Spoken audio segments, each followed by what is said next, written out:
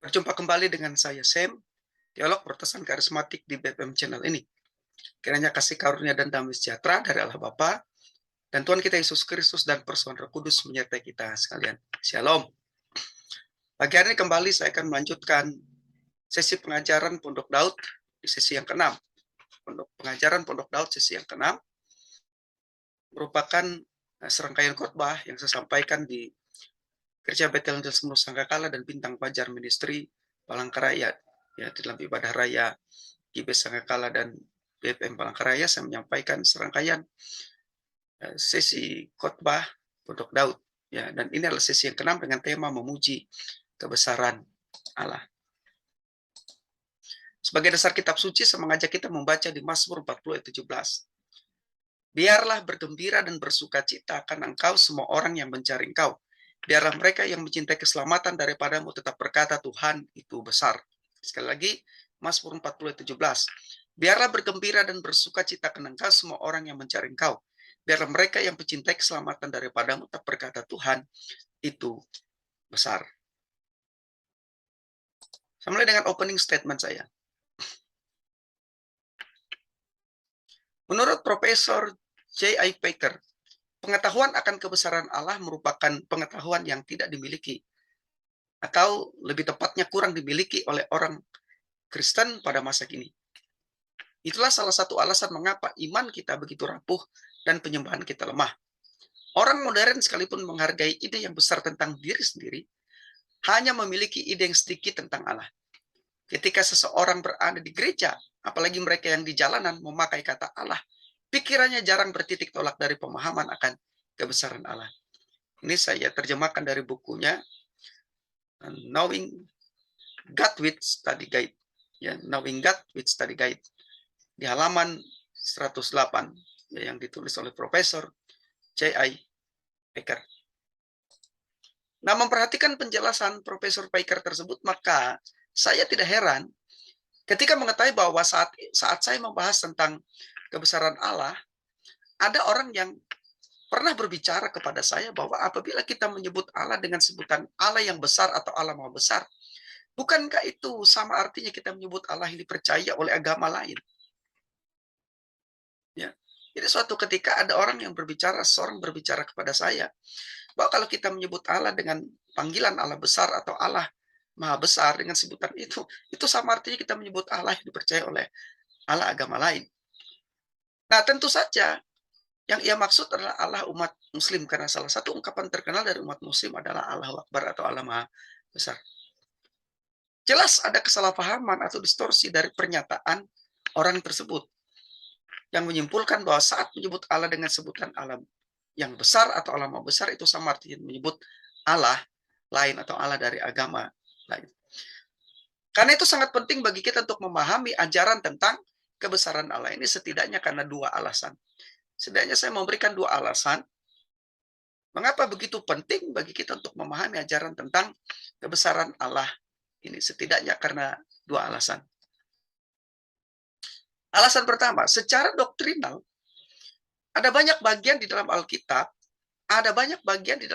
yang menyatakan Allah kita adalah Allah yang besar, yang mengacu kepada Allah yang hidup, yang benar.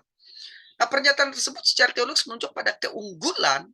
Ketika menyebut Allah itu besar, pernyataan tersebut secara teologis menunjuk pada keunggulan dan supremasi Allah atas segala sesuatu dan ketidakbergantungannya pada sesuatu di luar dirinya. Karena itu sangat penting bagi kita untuk menyelidiki tema ini lebih lanjut. Alasan yang kedua, secara praktis, jika tadi secara doktrinal, maka sekarang secara praktis, ungkapan Allah yang Maha Besar atau Allah Maha Besar adalah ungkapan yang paling sering diucapkan orang Kristen, khususnya saat memuji dan menyembah Tuhan dalam ibadah, khususnya orang-orang Pentakosta karismatik. Di dalam ibadah-ibadah karismatik, ungkapan Allah besar, Allah dahsyat, Allah luar biasa, itu adalah ungkapan yang umum, yang biasa didengar. Ya. Bahkan Profesor J.I. Packer menyatakan bahwa insting kepercayaan dan penyembahan orang Kristen dirangsang, distimulasi dengan sangat kuat oleh pengetahuan tentang kebesaran Allah. Jadi merupakan hal yang ironis apabila ungkapan ini dianggap sebagai pujian kepada Allah lain. Profesor Packer sendiri mengatakan bahwa insting atau naluri kepercayaan dan penyembahan orang Kristen dirangsang, dimotivasi, distimulasi dengan sangat kuat oleh pengetahuan tentang kebesaran Allah. Saudara bisa lihat di bukunya Knowing God with Study Guide di halaman 108. Jadi itu dua alasan bagi saya mengapa kita penting membahas tentang Allah yang Maha Besar ini. Sekarang saya ingin menjawab keberatan tadi. Jelas ada kesalahpahaman dari pernyataan bahwa jika kita menyebut Allah dengan sebutan Allah itu besar atau Allah Maha Besar, itu sama maksudnya dengan kita menyebut Allah lain. Saya memiliki 3 alasan. Dalam hal ini saya memiliki 3 alasan dalam argumen berikut. Saya memiliki 3 alasan dalam argumen untuk menjawab distorsi tersebut, kesalahpahaman tersebut. Yang pertama, ungkapan Allah Maha Besar atau Allah itu besar adalah ungkapan yang alkitabiah. Ungkapan ini muncul di beberapa bagian dalam Alkitab, khususnya banyak muncul di kitab Mazmur, juga di kitab Tawarik. Dalam kaitannya dengan ungkapan pujian dan penyembahan kepada Yahweh, kepada Tuhan Allah Israel sebagai ekspresi dari iman atau pengakuan iman. Nah, perhatikan baik, satu kali saja suatu kebenaran dinyatakan dengan jelas di dalam Alkitab, maka kebenaran itu harus kita terima dengan penuh keyakinan. Apalagi bila pernyataan itu diberikan berulang-ulang kali, seperti kebenaran tentang sifat Allah yang besar.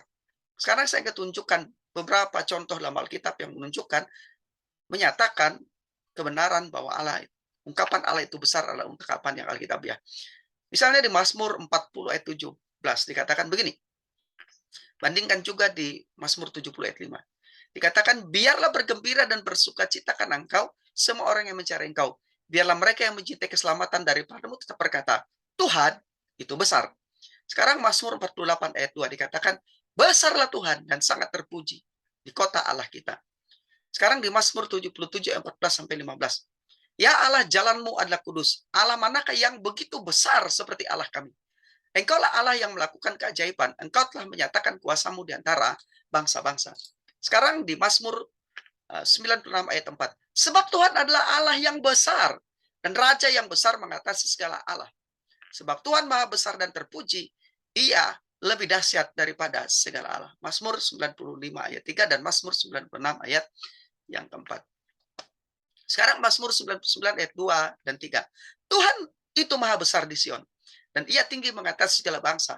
Biarlah mereka menyanyikan syukur bagi nama Tuhan yang besar dan dahsyat. Kuduslah Ia. Mazmur 135 ayat 5 mengatakan, sesungguhnya aku tahu bahwa Tuhan itu maha besar, dan Tuhan kita itu melebihi segala Allah. Sekarang di Mazmur 145 ayat 2 sampai 4. Setiap hari aku memuji-muji Engkau dan hendak memuliakan namamu untuk seterusnya dan selamanya. Besarlah Tuhan dan sangat terpuji, dan kebesarannya tidak terduga. Angkatan demi angkatan akan memegahkan pekerjaan-pekerjaanmu dan akan memberitakan keperkasaanmu. Sekarang di Mazmur 150 ayat 1 sampai 2. Dikatakan, haleluya, pujilah Allah dalam tempat kudusnya. Pujilah Dia dalam cakrawalanya yang kuat. Pujilah Dia karena segala keperkasaannya. Pujilah Dia sesuai dengan kebesaran yang hebat. Sekarang di Ulangan 10 ayat 17. Sebab Tuhan Allahmu, Allah segala Allah dan Tuhan segala Tuhan, Allah yang besar, kuat dan dahsyat, yang tidak memandang bulu ataupun menerima suap. Sekarang di Ulangan 10 ayat 17. Dialah pokok puji-pujianmu dan Dialah Allahmu yang telah melakukan di antara perbuatan-perbuatan yang besar dan dahsyat yang telah kau lihat dengan matamu sendiri. Sekarang di 2 Samuel 7 ayat 22. Sebab itu engkau besar ya Tuhan Allah, sebab tidak ada yang sama seperti engkau dan tidak ada Allah selain engkau, menurut segala yang kami tangkap dengan telinga kami. Sekarang saya lanjutkan lagi 2 Samuel 7 ayat 26. Maka namamu akan menjadi besar untuk selama-lamanya, sehingga orang berkata, Tuhan semesta alam ialah Allah Israel, maka keluarga hambamu Daud akan tetap kokoh di hadapanmu. Sekarang 1 Tawarik 16 ayat 25. Sebab besar Tuhan dan terpuji sangat, dan lebih dahsyat Ia daripada segala Allah. Sekarang 1 Tawarik 17 ayat 24. Maka namamu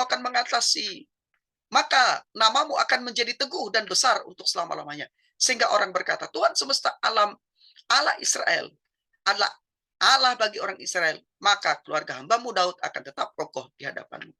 Sekarang 1 Tawarik 29 ayat 11 sampai 20.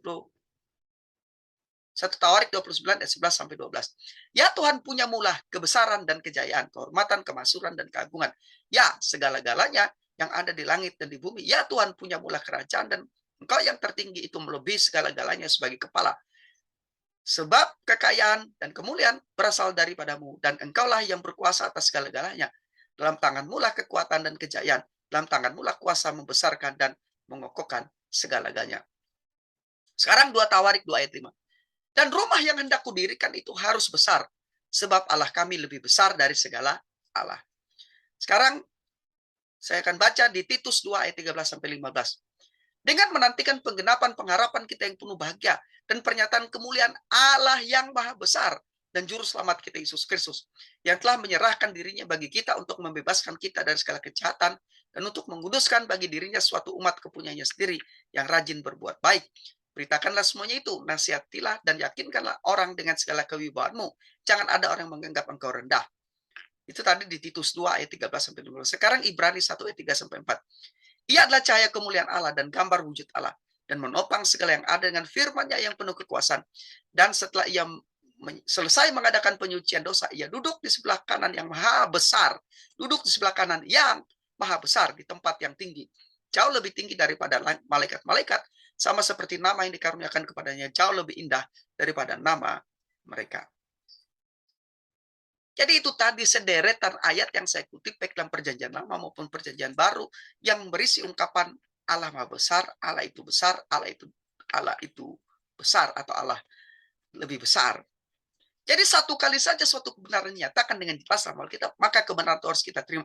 Apalagi ungkapan Allah itu besar, Allah itu maha besar, itu berulang-ulang kali disebut dengan lengkap, maka kebenaran itu wajib kita terima. Itu yang pertama. Sekarang yang kedua. Maha besar bukanlah nama diri Allah, melainkan salah satu sifat Allah. Sekali lagi, maha besar bukanlah nama diri Allah, melainkan salah satu sifat Allah. Seperti sifat-sifat Allah lain, misalnya maha tinggi, maha hadir, maha kuasa, maha tahu, kekal, dan lain-lainnya. Pengakuan iman Westminster mendeskripsikan keberadaan Allah sebagai berikut. Hanya ada satu Allah yang hidup dan sejati, yang tidak terbatas dalam keberadaan dan kesempurnaan. Roh yang maha murni, tidak kelihatan, tanpa tubuh, anggota-anggota tubuh atau nafsu-nafsu, tidak berubah, maha besar, kekal, tidak terpahami, maha kuasa, maha bijak, maha kudus, maha bebas, maha mutlak, yang mengerjakan segalanya seturut keputusan kehendaknya yang tidak berubah dan maha benar bagi kemuliaannya. Maha kasih, maha baik, maha setia, panjang sabar, berlimpah kebaikan dan kebenaran, mengampuni kesalahan, pelanggaran, dan dosa, pemberi upah bagi mereka yang bertekun mencarinya, tetapi juga maha adil dan dahsyat dalam penghakiman. Penghakimannya membenci segala dosa dan tidak akan membebaskan orang yang bersalah. Jadi ini di dalam pengakuan iman Westminster. Salah satunya menunjukkan, mendeskripsikan Allah dengan sifat bahwa ia adalah maha besar. Jadi pengakuan iman Westminster tersebut tidak berusaha untuk mendefinisikan keberadaan Allah, tetapi merupakan ungkapan puji-pujian dan pengagungan tentang apa dan siapa Allah itu dalam suatu deskripsi yang dinyatakan dalam Alkitab. Jadi saya sepakat di sini dengan pengakuan iman Westminster ini. Kebesaran Allah menurut Profesor Lois Berkap adalah bagian dari ketidakterbatasan Allah yang berhubungan dengan ruang. Profesor Berkap menjelaskan, ketidakterbatasan Allah juga dapat dilihat dengan mengacu pada ruang. Dan kemudian disebut kebesarannya. Ini dapat didefinisikan sebagai kesempurnaan keberadaan ilahi, yang dengannya dia melampaui semua batasan spasial, namun hadir setiap titik ruang dengan seluruh keberadaannya. Ini saya terjemahkan dari buku Profesor Lois Berkap di halaman 57, Systematic Theology. Ya, jadi kebesaran Allah menunjukkan pada kenyataan bahwa Allah jauh melebihi segalanya dan tidak berada di bawah pembatasan ruang. Seperti kita terbatas oleh ruang dan waktu, Allah tidak demikian. Ini menekankan pada transendensi Allah yang berbeda dari sifat mahadir yang menekankan imanensi Allah. Kebesaran Allah lebih menekankan pada transendensi Allah, sedangkan sifat mahadir menekankan pada imanensi Allah. Nah, menurut Alkitab, nama Yahweh atau tetragramaton Yod-He-Waw-He, ya, Yod-He-Waw-He bukanlah satu-satunya nama diri. Profesor Charles Cirairi menjelaskan bahwa Yahweh adalah nama utama yang kedua bagi Allah. Nama pribadi ini paling sering dipakai tercatat kira-kira 5.321 kali dalam Perjanjian Lama. Sedangkan nama utama yang pertama untuk Allah ada Elohim. Di dalam pengertian umum kealahan disebutkan untuk Allah ini sekitar 2.570 kali dalam Perjanjian Lama. Kira-kira 2.310 kali istilah ini digunakan bagi Allah yang benar. Ini saya catat dari buku Profesor Rairi, Basic Theology di halaman 62. Jadi yang pertama, Yahweh adalah salah satu nama Allah dalam bahasa Ibrani yang disebut dalam Alkitab. Yahweh adalah transliterasi atau pelafalan yang masih merupakan dugaan dari tetragrammaton Yod Hau Yod Hau Weh ya. Di kemudian hari orang Yahudi tidak menyebut nama Yahweh tetapi menggantinya dengan Adonai karena mereka menganggap nama itu begitu suci.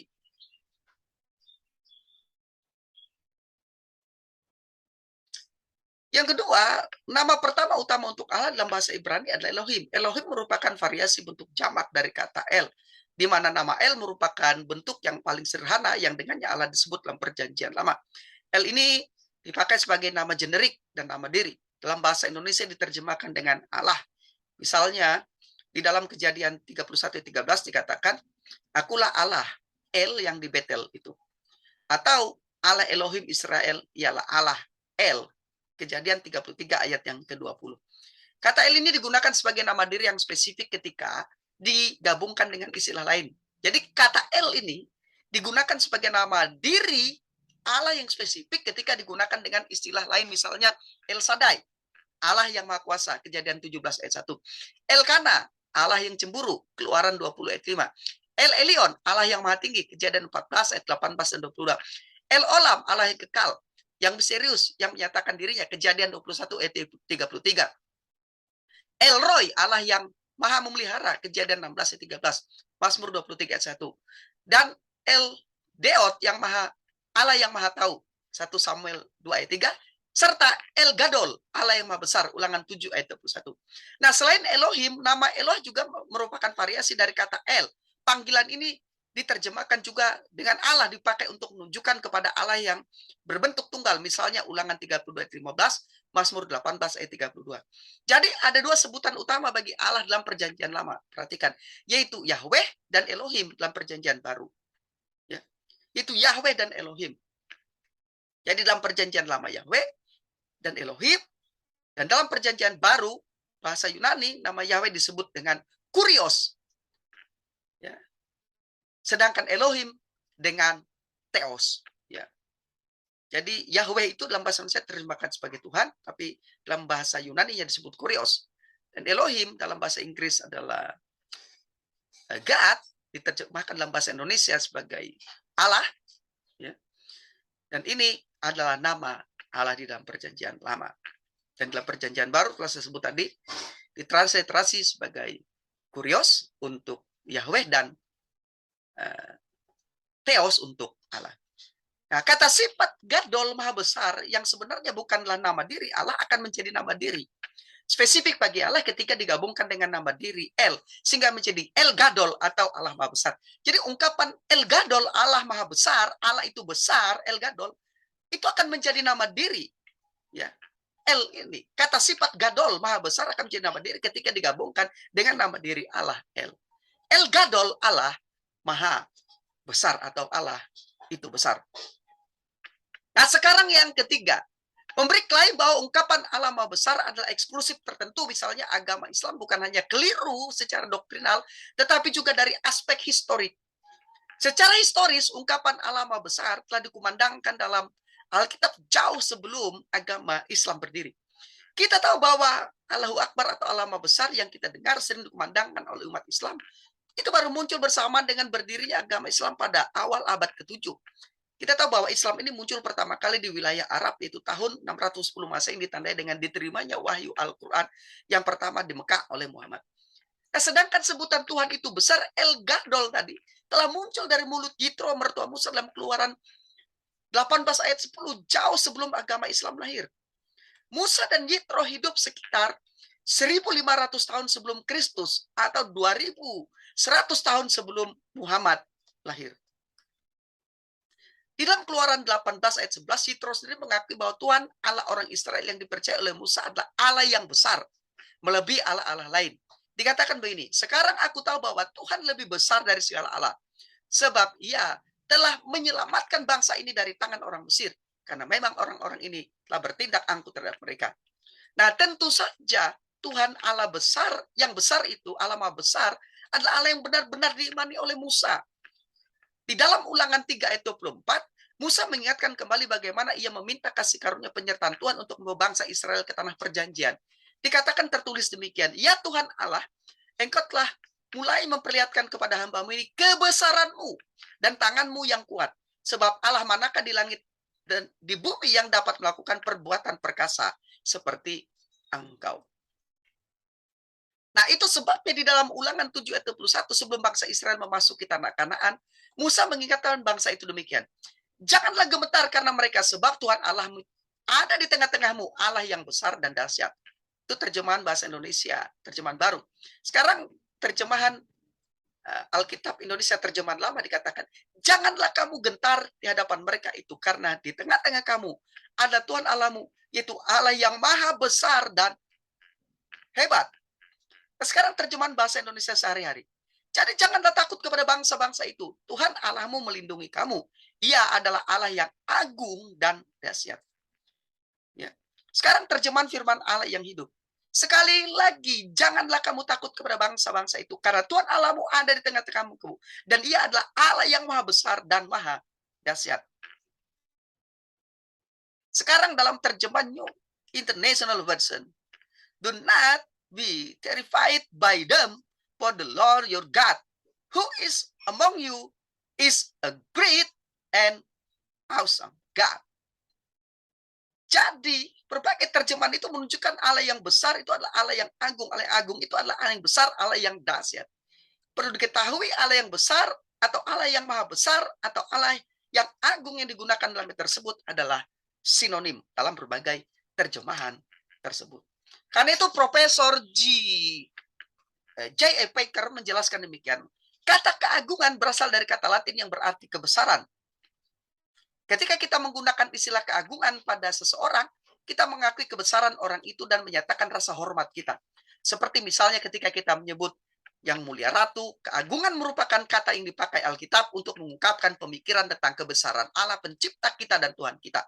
Kata keagungan bila diterapkan untuk Allah, kata Profesor J. Packer, selalu merupakan pernyataan tentang kebesarannya dan undangan untuk memuji, untuk menyembah atau untuk beribadah kepadanya.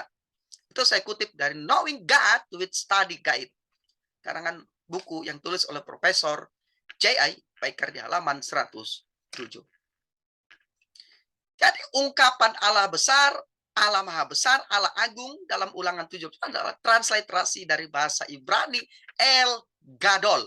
El bentuk tunggal generik dari nama Allah dalam bahasa Ibrani, sedangkan Gadol adalah kata sifat yang mengacu kepada sesuatu yang sangat besar, lebih besar, paling besar, terbesar, atau maha besar. El Gadol, Allah maha besar. Jadi ketika Musa mengatakan El Gadol, Allah maha besar, maka yang ia maksudkan ialah menunjuk kepada Yahweh Elohim Tuhan Allah, bukan yang lain.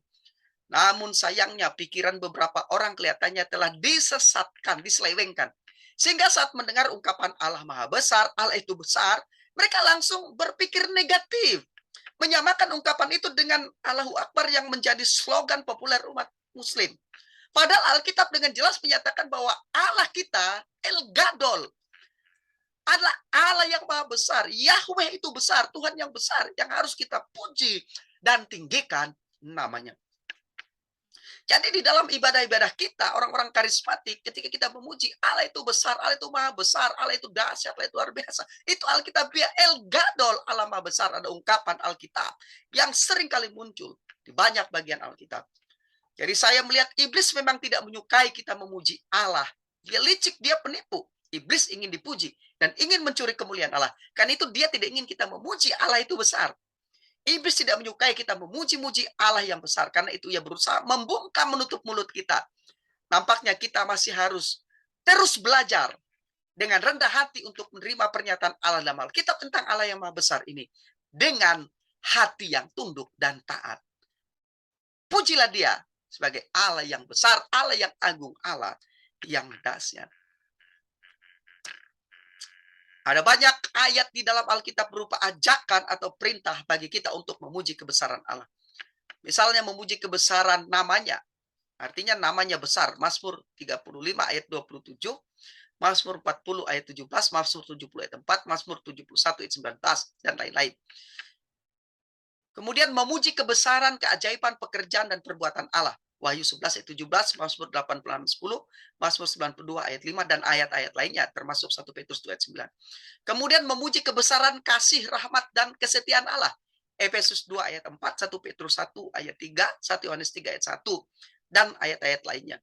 Kemudian memuji kebesaran janji-janji Allah di dalam firman-Nya. 2 Petrus 1 ayat 4. Kemudian memuji kebesaran kebajikan, keluhuran Allah. Mazmur 145 ayat 7. Kemudian memuji kekuatan, kebijaksanaan, dan keperkasaan Allah. Mazmur 147 ayat 5, 150 ayat 2. Selanjutnya kita diperintahkan untuk memuji kebesaran kemuliaan Allah. Mazmur 139 ayat 5, Titus 2 ayat 13. Kita juga diperintahkan untuk memuji kebesaran keselamatan dari Allah. Mazmur 18 ayat 50, 1 Petrus 1 ayat 3, Yohanes 3 ayat 16. Dan yang berikutnya, kita diperintahkan untuk memuji kebesaran Allah sebagai Raja atas seluruh bumi. Mazmur 47 ayat 2 dan ayat-ayat lainnya. Sekarang saya akan membacakan sebagian dari ayat itu. Dikatakan dalam 1 Tawarik 17:24, maka namamu akan menjadi teguh dan besar untuk selama-lamanya. Sehingga orang berkata, Tuhan semesta alam, Allah Israel adalah Allah bagi orang Israel. Maka keluarga pemilih Daud akan tetap kokoh di hadapanmu. Jadi kita harus memuji nama Allah yang besar. Sekarang di Mazmur 35 ayat 27. Biarlah bersorak-sorak dan bersukacita orang-orang yang ingin melihat aku dibenarkan. Biarlah mereka tetap berkata, Tuhan itu besar. Dia menginginkan keselamatan hambanya. Jadi kita diperintahkan, diajak untuk menyebut, ya, bersorak dengan sorak-sorak, Tuhan itu besar. Kemudian di Mazmur 95 ayat 3, sebab Tuhan adalah Allah yang besar dan Raja yang besar mengatasi segala Allah. Kemudian di Mazmur 86 ayat 8-10, tidak ada seperti engkau di antara para Allah ya Tuhan, dan tidak ada seperti apa yang kau buat. Segala bangsa yang kau jadikan akan datang sujud menyembah di hadapanmu ya Tuhan, dan akan memuliakan namamu, sebab engkau besar dan melakukan keajaiban-keajaiban. Engkau sendiri saja Allah. Selanjutnya di Mazmur 57 ayat yang ke-11, sebab kasih setiamu besar sampai ke langit, dan kebenaranmu itu sampai ke awan-awan. Jadi kita memuji kebesaran kasih setia Tuhan. Sekarang Mazmur 66 ayat 3. Katakanlah kepada Allah betapa dahsyatnya segala pekerjaanmu, oleh sebab kekuatanmu yang besar musuhmu tunduk menjilat kepadamu. Sekarang Mazmur 96 ayat 4. Sebab Tuhan maha besar dan terpuji sangat. Ia lebih dahsyat daripada segala Allah. Jadi itu tadi beberapa ayat yang mengajak kita untuk memuji kebesaran Allah atau mengakui Allah itu besar, Allah itu maha besar. Sekarang closing statement saya. Pertama, secara doktrinal menyebut Allah yang besar adalah benar dan Alkitabiah. Ungkapan ini muncul di banyak bagian dalam Alkitab dan selalu digunakan sebagai ajakan atau perintah untuk menyembah Allah. Yang kedua, secara praktis, ungkapan Allah yang besar adalah pujian kepada dalam sikap penyembahan dan hormat sebagai ekspresi dari iman kita kepadanya. Jadi dalam ibadah kita yang selebratif dan ekspresif, tidak asing lagi, sudah sangat lazim sekali ungkapan kita. Kami memuji Engkau Allah yang besar, Allah yang dahsyat, Allah yang maha besar. Itu merupakan hal yang biasa dan itu Alkitabiah. Secara praktis, apa yang dilakukan oleh orang-orang karismatik dalam penyembahan mereka kepada Allah, ungkapan-ungkapan menyatakan Allah dahsyat, Allah besar, Allah luar biasa, itu Alkitabiah. Harus tidak ada bantahan lagi tentang hal ini. Ini Alkitabiah. Saudara bisa cek langsung di Alkitab. Dan yang ketiga, Rasul Petrus sambil mengingat penglihatan atas kemuliaan Kristus sebagai Raja pada saat ia mengalami perubahan rupa atau transfigurasi di bukit transfigurasi itu. Berkata begini, sebab kami tidak mengikuti dongeng-dongeng isapan jempol manusia ketika kami memberitahukan kepadamu kuasa dan kedatangan Tuhan kita Yesus Kristus sebagai Raja. Tetapi kami adalah saksi mata dari apa? Kebesarannya. 2 Petrus 1:16. Jadi Paulus tidak bicara tentang dongeng-dongeng dan isapan jempol. Dan memuji kebesaran Allah itu bukan dongeng, bukan isapan jempol, dan bukan menyembah ilah lain. Tapi menyembah Allah yang kita kenal di dalam Yesus Kristus. Yahweh, Elohim dalam perjanjian lama. Kurios dan Theos dalam perjanjian baru yang kita kenal di dalam Yesus Kristus. Dan 1 Petrus 2 ayat 9 dengan tegas mengajak kita begini. Sebab itu mari kita. Tetapi kamulah bangsa yang terpilih, imamat yang rajani, bangsa yang kudus, umat kepunyaan Allah sendiri, supaya kamu memberitakan perbuatan-perbuatan yang besar dari Dia yang telah memanggil kamu keluar dari kegelapan kepada terang yang ajaib. Sebab itu marilah kita terus-menerus menguji kebesaran Allah dalam pujian penyembahan kita, dan hidup kita menjadi gaya hidup kita, dan memberitakan perbuatan-perbuatan yang besar. Sebab Alkitab mengatakan, kamulah bangsa yang terpilih, imamat yang rajani, bangsa yang kudus, umat kepunyaan Allah sendiri, supaya kamu memberitakan, menyampaikan, mengabarkan perbuatan-perbuatan yang besar dari Dia yang telah memanggil kamu keluar dari kegelapan kepada terangnya yang ajaib. Kita diselamatkan karena anugerah Tuhan, dan inilah perbuatan Allah yang dahsyat dan maha besar bagi kita. Mari kita puji Dia karena keselamatan yang kita telah terima, dan sampaikan berita keselamatan yang besar ini kepada orang lain. Ini adalah puji-pujian dan pengagungan kepada Allah. Jangan berhenti menyebut Allah itu besar, Allah itu maha besar, dan Allah kita dahsyat dan luar biasa. Karena Dia senang dengan pujian itu. Ini yang bisa saya bagikan. Saya Sam, teolog Protestan karismatik.